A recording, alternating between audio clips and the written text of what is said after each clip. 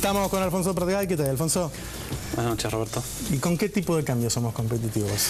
Con este seguro que no. Ajá. Con este seguro que no. No hay más que recorrer el país, ¿no? Y sí, ahí lo que aparecía en ese tape es lo que viene sucediendo hace un año ya. Ahora, me quedo ahí en el tema del tipo de cambio. Vos sabés que hay, yo diría, un miedo político generalmente de devaluar, ¿sí? Que hace mucho ruido la devaluación en Argentina. Sí, este gobierno no lo ha tenido, ¿no? Porque en el último año devaluó un 30%. Sí, pero Alfonso, no es lo mismo devaluar de un día para el otro 30, 40% que devaluar pero nadie dice que haya que hacer eso. un 0,2. Nadie dice que haya que hacer eso, digamos, pero tampoco es sostenible un 30% por año todos los años, ¿no? Entonces, porque estás en una carrera con los precios. Sí, y la verdad que los precios a esta altura ya se fijan con otro dólar, no con el dólar oficial. La devaluación en gran medida ya sucedió, ¿no? No la reciben los exportadores, hay algunos otros flujos que todavía no la reciben, pero la economía está cada vez más orientada hacia las expectativas que marca otra cosa. Ahora, estos problemas que está teniendo la economía en este momento, inflación y cuello de botella de divisas, ¿no son los de siempre? Digo, ¿no?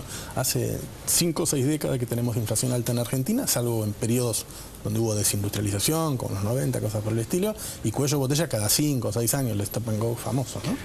Sí, y la desindustrialización también la tuviste en esta década. Es más, lo reconoce el propio gobierno. Cuando vos mirás los números de Producto Bruto Industrial sobre el total, bajó en los últimos 10 años. Bueno, pero eso no es la industria creció un 100%, lo que vos decís que en relación a otros sectores creció menos. Creció más el agro que la industria.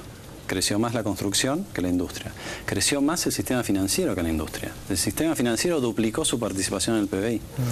Entonces, cuidado. Estaba destruido el sistema financiero. Sí, estaba destruida la industria y estaba destruida la construcción. Le fue mucho mejor al sistema financiero, a la construcción y al sector servicios que a la industria. Entonces, ojo, digamos las cosas como son, ¿no? Y sobre todo a partir del 2007, donde, ¿qué es lo que aparece en el 2005-2006? Aparece la inflación. Y el gobierno no supo nunca qué hacer con la inflación. Es más, yo casi diría que le convenía la inflación, porque la inflación le permitía financiarse a través del Banco Central, le permitía ir cobrando cada vez más impuestos a las ganancias, y mientras el tipo de cambio era competitivo, entonces no era un problema. Nosotros nos fuimos del Banco Central, Roberto, en septiembre del 2004. El tipo de cambio estaba a 3 pesos. Si vos actualizás esos 3 pesos por la inflación verdadera de estos últimos 9 años, y estás hablando de un número superior al blue. ¿Pero 3 pesos no era muy caro en ese momento? Digo, ¿te parece una buena base 3 pesos 2004 para tomar? 3 pesos 2004 tenías inflación del 4%, 5%, y tenías economía creciendo al 8%, tenías superávit comercial y tenías superávit fiscal. Ese era el mejor momento de la salida de la convertibilidad. Estoy de acuerdo con que el gobierno no está manejando bien el tema de la inflación. Estoy de acuerdo con que obviamente lo primero que tenía que hacer es reconocerlo, ¿no? No estoy tan seguro de que haya gente que sea capaz de frenar la inflación en Argentina sin un ajuste ortodoxo como el que conocemos habitualmente. Bueno, no lo he visto, no he visto sí, lo viste. Economistas que lo hayan lo viste en 2003. Lo viste en 2003, en 2002 la inflación fue del 40%. Sí. Y en 2003 fue... Pero tenías un desempleo del 25%, tenías capacidad ociosa, tenías otras condiciones. Creciste un montón. Tenías otro nivel. No es lo mismo.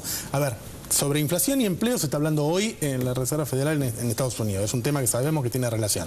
Cuando vos tenés prácticamente pleno empleo como hoy, es más difícil frenar la inflación que cuando estabas vos, Alfonso. Sí, claro que sí, pero se puede hacer. O sea, no es que no se pueda hacer. El ajuste es inevitable cuando el que tiene la manija no es creíble. Y este es el problema central que tenés hoy en la discusión de la inflación. Que el gobierno, que es el que está a cargo, te dice que no existe. Y te dice que lo que vos compraste en el supermercado lo pagaste 3 veces más, que no lo buscaste bien, que no fuiste al mercado central, que es el único lugar donde lo podés conseguir.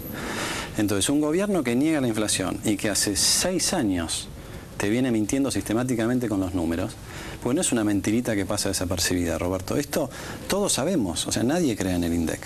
Entonces, si nadie cree en el INDEC, nadie puede creer en el gobierno que con la mentira del INDEC te pueda llegar a prometer quiero bajar la inflación. Una vez que elimines ese factor, el de la falta de confianza. ¿Sabes que sale a fin de enero, primer día de febrero, se va a conocer el nuevo índice de enero que es el aprobado por el Sí, pero eso no resuelve el problema, porque ojalá el INDEC estuviera contaminado solamente del índice de precios. Está todo tergiversado, la encuesta permanente de hogares, los números de crecimiento. Nosotros hicimos una denuncia, la ampliamos esta semana con Manuel Garrido y demostramos fehacientemente que buena parte de los números de crecimiento están truchados también.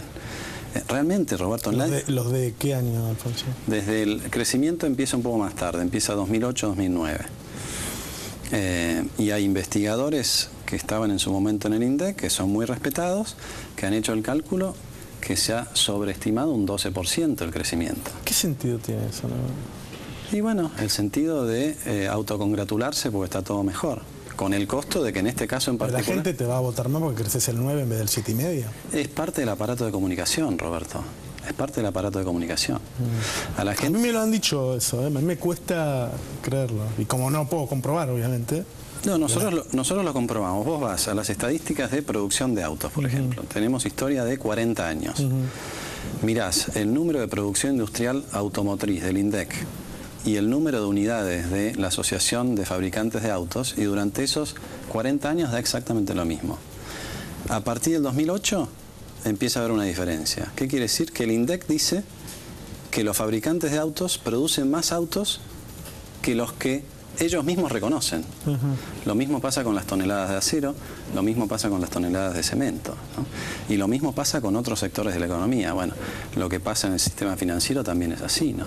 Ahora, la contrapartida de esto es que cuanto más miente Argentina con sus números de crecimiento, más tiene que pagar por el compromiso que asumió, a mi juicio inexplicablemente, en el 2005, otorgándole a los bonistas que entraban al canje el cupón del PBI, ¿no? Y lo asumió porque si no, no le iban a agarrar una quita del 70%. La quita no fue del 70%. 67. La quita fue del 50% con suerte. No, bueno, eso porque le agregaste el cupón del PBI. No.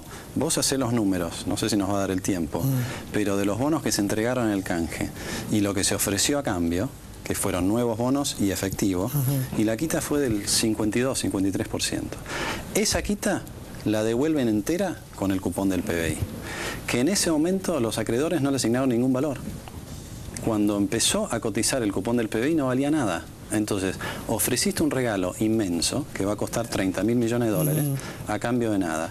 Y encima, producto de lo que estás mintiendo con el INDEC, tenés que pagar esos 30.000 millones de dólares antes de tiempo. O sea, sí, ahí es donde me genera duda a mí decir, engordar el PBI para pagar más deuda me resulta raro. Pero es lo que sucede. Ahora está la discusión por lo que sucede en los tribunales de Nueva York, que los bonistas que entraron al canje están dispuestos a renunciar a parte de lo que le ofreció a Argentina para compensar y pagarle a los que tienen la sentencia.